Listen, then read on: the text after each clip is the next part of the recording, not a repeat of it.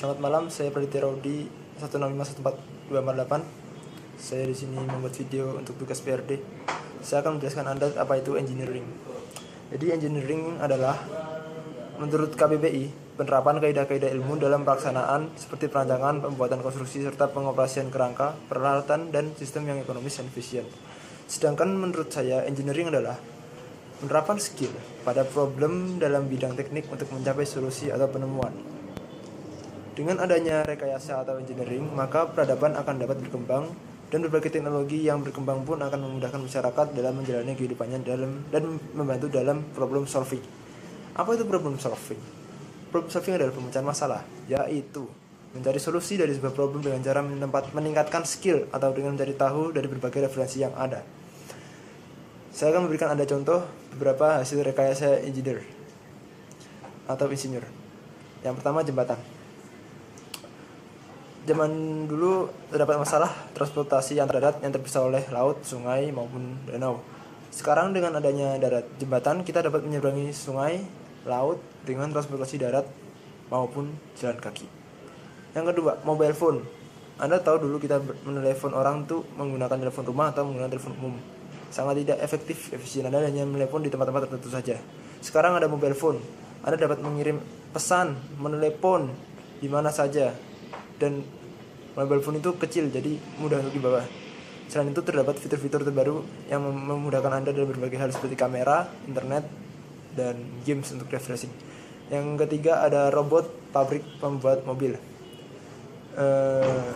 Ya bayangin aja nggak ada robot pembuat mobil. Mobil di dunia akan menjadi sedikit dan tidak baik untuk transportasi darat. Yang keempat, pesawat Airbus A380. Sekarang banyak orang kaya yang pakai pesawat. Sekarang transportasi udara jadi macet. Makanya ada Airbus 380. Penumpangnya bisa sampai 3 kali lipat. Jadi lebih hemat jumlah pesawat sehingga tidak macet lagi transportasi udaranya. Yang kelima, sistem informasi penggajian pegawai. Zaman dulu sistem penggajiannya kita menggunakan manusia, jadi tidak akurat dan bahkan bisa dikorupsi. Dengan adanya sistem informasi penggajian pegawai, seluruh gaji pegawai dapat dilihat secara transparan dan akurat karena dikerjakan oleh mesin. Yang keenam ada EKTP. EKTP itu KTP nasional.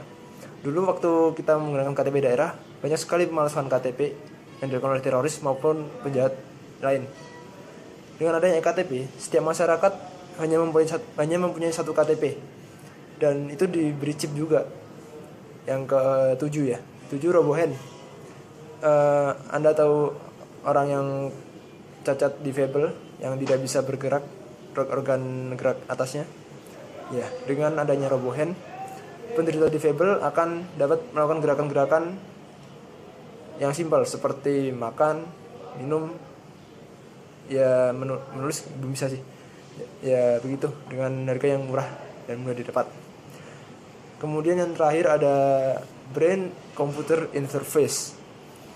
Anda tahu orang lumpuh total, mereka tidak bisa apa-apa tapi otak mereka masih bekerja. Sangat kasihan. Maka dari itu ada brain computer interface. Dengan adanya brain computer interface, kalian bisa menggerakkan sebuah operator atau alat hanya dengan memikirkan gerakan itu. Jadi sinyal otak bisa dikirim ke alat itu. Kemudian ya itu semua adalah contoh-contoh membuat hasil karya engineer. Sekarang saya akan menjelaskan karakteristik metode engineering.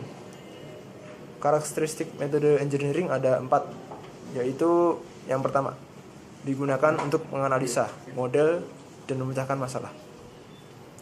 Yang kedua, memiliki konsep merubah masalah yang kompleks menjadi masalah yang kecil. Yang ketiga, pengembangan dengan menggunakan model simulasi matematika. Yang terakhir, mensintesis dan mendesain. Ya, mendesain. Anda tahu desain? Desain adalah gambaran rancangan dari sebuah ide kreatif untuk membuat sebuah objek baru yang nyata. Selain dengan adanya itu semua, maka dibuat hak kekayaan intelektual. Apa itu hak kekayaan intelektual? Adalah hak yang timbul bagi hasil olah pikir yang menghasilkan suatu produk atau proses yang berguna untuk manusia. Selain itu, HKI juga merupakan hak untuk menikmati secara ekonomis hasil dari suatu kreativitas intelektual.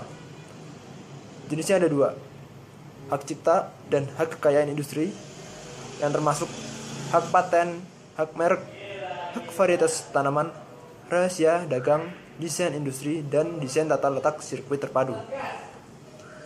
Sudah sampai situ, sekarang siapa yang melakukan itu semua? Ya, engineer atau insinyur. Insinyur memiliki peran sebagai inovator atau penemu sebuah perangkat hasil kerja nyata yang dapat mengatasi suatu masalah baik bersifat umum ataupun khusus, dan juga dapat meningkatkan daya produksi suatu negara dengan pembuatan tadi, alat-alat tadi. Pola kerjanya ada masalah, analisa, buat problem solvingnya, desain perangkatnya, buat perangkatnya, semua itu dilakukan secara tim dan tidak individu. Ruang lingkup kerjanya seluruh masalah di bidang teknik. Itu.